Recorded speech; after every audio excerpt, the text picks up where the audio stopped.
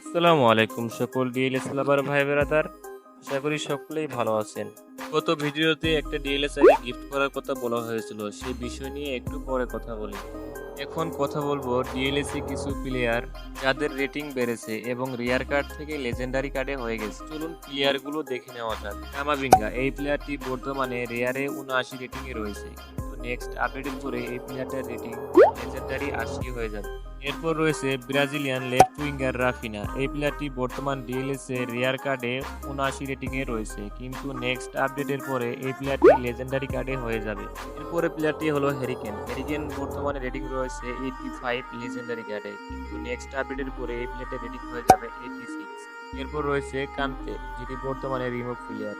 Next আপডেটের পরে এই প্লেয়ারটি 80 রেটিং এ গেমে যোগ হয়ে যাবে। গত ভিডিওতে বলেছিলাম আমাদের এই চ্যানেল থেকে একটি ডিএলএস আইডি গিফট করা হবে। আমাদের চ্যানেলে 300 সাবস্ক্রাইবার পূর্ণ হলে ওই ডিএলএস আইডিটা গিফট করা হবে। গিফটে কিভাবে আগায়া থাকবা, আমাদের যেগুলো ফ্রেন্ড আছে যারা ডিএলএস খেলে তাদেরকে দিয়ে আমার এই চ্যানেলটিকে সাবস্ক্রাইব করাতে হবে এবং সেটির স্ক্রিনশট আমাকে পাঠিয়ে দিতে হবে। আমাদের চ্যানেলে 300 সাবস্ক্রাইবার পূর্ণ হলে সবার স্ক্রিনশট চেক করা হবে এবং যে বেশি সাবস্ক্রাইবার আমাদের এই চ্যানেলে নিয়ে আসতে পেরেছে তাকে আমাদের ওই আইডিটা গিফট করা হবে।